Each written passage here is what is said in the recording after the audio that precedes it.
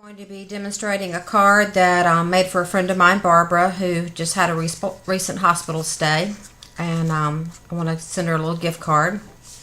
But this is a technique I saw online demonstrated by someone else.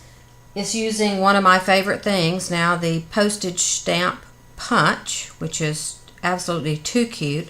I'm using the Gingham Garden New Designer Series paper from Stampin' Up.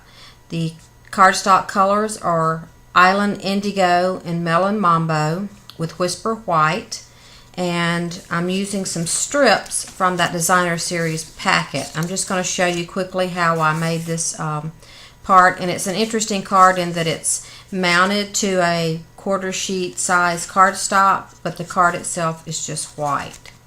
So let's get started. What I've done first is I've cut a piece of Whisper White paper, and this is going to be at 8 1/4 by 5 1/4. And instead of using my scoring tool and scoring this, I'm just going to fold it and use my bone folder, because it doesn't need, Whisper White folds so easily, there's no reason to score it and take a chance of tearing your paper. So I'm just going to fold that and use my bone folder just to lightly press that down. Now our piece that goes here with the stamps punches is a 4 by 4 piece, but right now I've just got a quarter sheet of cardstock, and I'm just going to put it on there and then trim it. So what you want to do is take your strips of designer paper and your postage punch, which is a new punch, came out in the spring. And this gingham on the back of this piece is square, so that's fine with me. I don't mind that. I'm going to punch that, 2 of these. I'm going to use 1 of each side. And then I'm going to punch 2 of these because I like this one. So it's got some Melon Mambo, and then the reverse is the Gingham Island Indigo. This is Island Indigo with some Daffodil Delight. And I'm going to punch a couple of these because I like the reverse of this, which is just a green grid-like paper. And then this one, I'm just going to do 1, and I'm going to try to get the flower here. And then this piece, and I'm going to punch 2 of this piece because you need 9 pieces. This is Melon Mambo on the back, a little tiny check, and then punch right there so I can get some of that Melon Mambo, that flower. So there's my 9 pieces, and you can put these on with tape. I'm just going to use some Tombow glue because it just goes a little quicker. And what you want to do is lay out your design of what you like.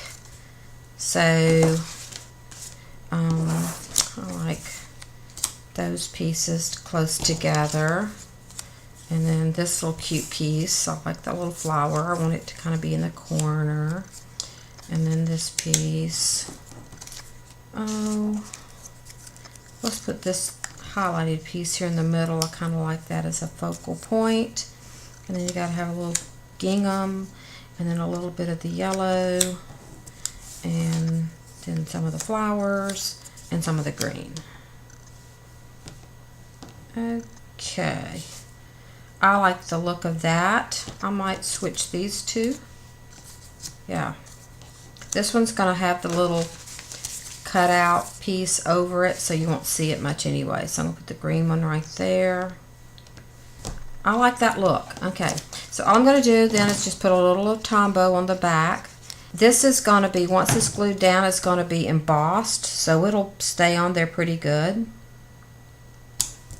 And just glue those down. Always have a little bit of wet towel handy when you're using Tombow so you can wipe your fingers.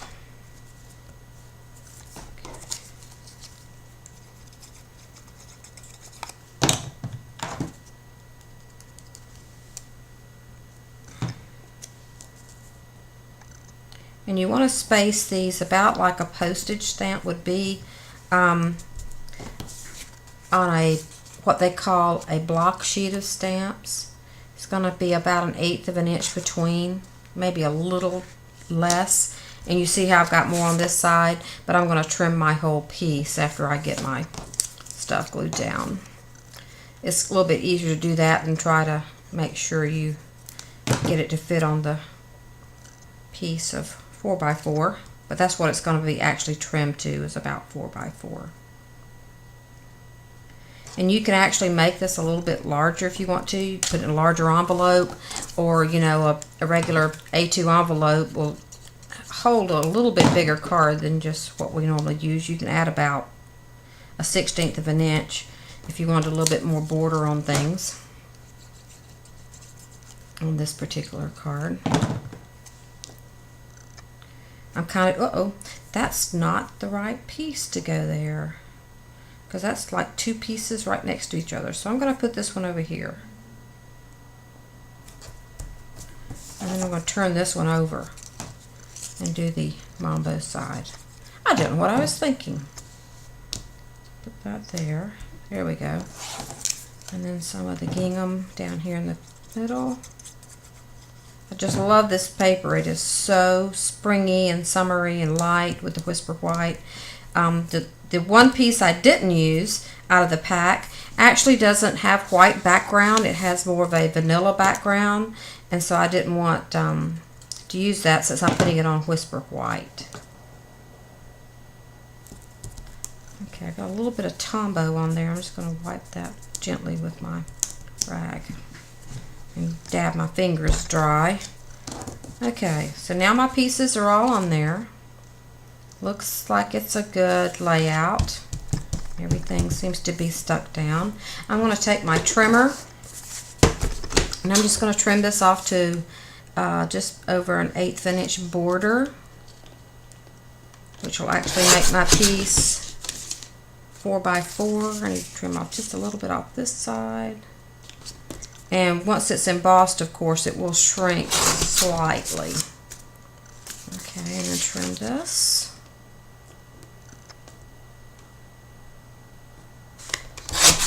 Okay, that looks good to me. Let's go run it through our embossing machine. We're going to use our Big Shot, and we're going to use the Sizzix Lattice Folder.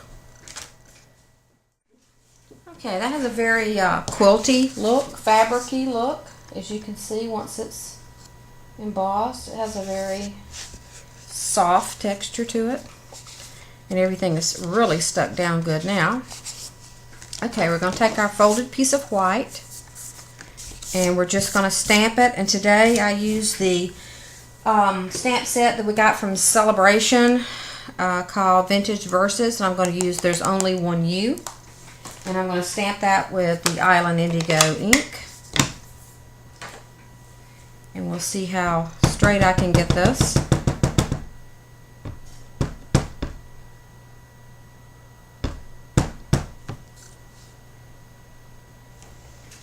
And I want to make sure I stamp it down far enough that my 4x4 is going to fit.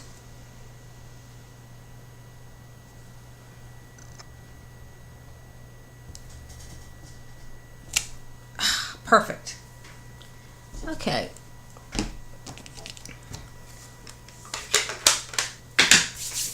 And I'm just going to tape that down now with my tape gun.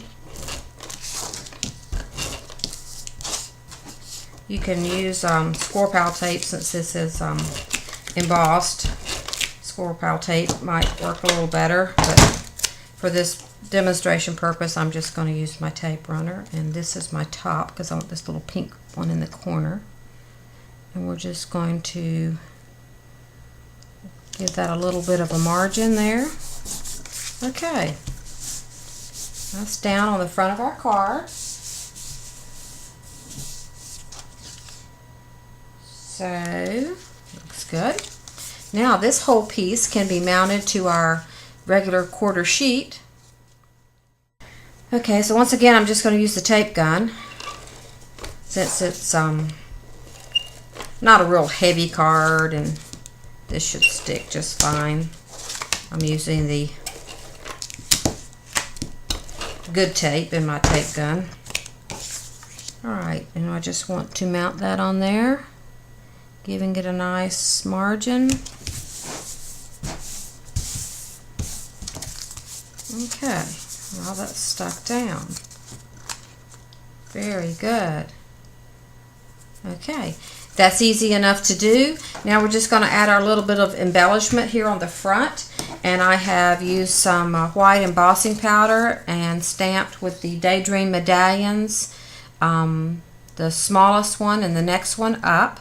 And I've gone ahead and run them through the Big Shot and cut them out. But I'm going to just go in and snip this.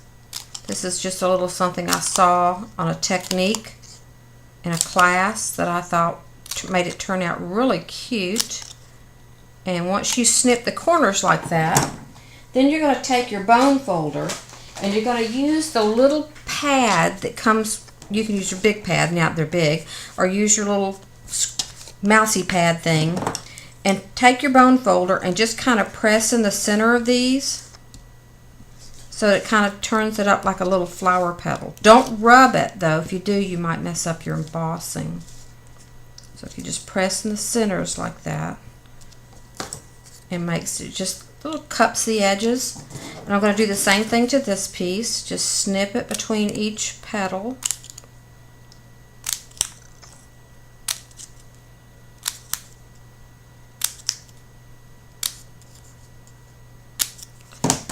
And once again, take the bone folder and just press in the center of that. And it'll just kind of bend it up into like a little petal shape. And there, you got your two together. And I'm just going to put a little tombow on the back of that and glue these two together. And the way I did my button this time is I used some twine, and I had some of the Island Indigo twine, and I put it in up through the back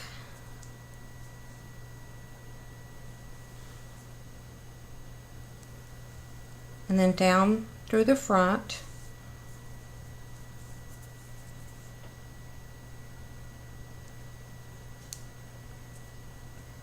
Fingers don't cooperate when you're trying to videotape. Okay, video. There's no tape involved. Okay, so there's your two pieces coming out the back. And if you'll just make two loops, your rabbit ears as they say, and tie those together, then you can pull it and adjust it. And this makes your bow on the back of your button, which is something I've seen done a lot lately. I thought it was very cute, just like that.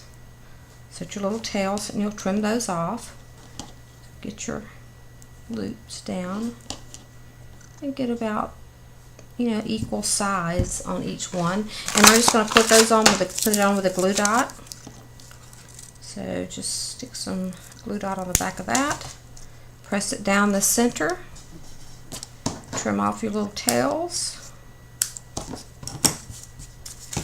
And yeah, and you can put it on with dimensionals, or you can just put it on with tape. Since I'm going to be mailing these, I want to just use some tape. If I were going to hand deliver them or have them with a present, I would just do it with a dimensional, because then it'd be popped up. And turn our bows straight up and down, and just stick that in place. Kind of fluff your flower up.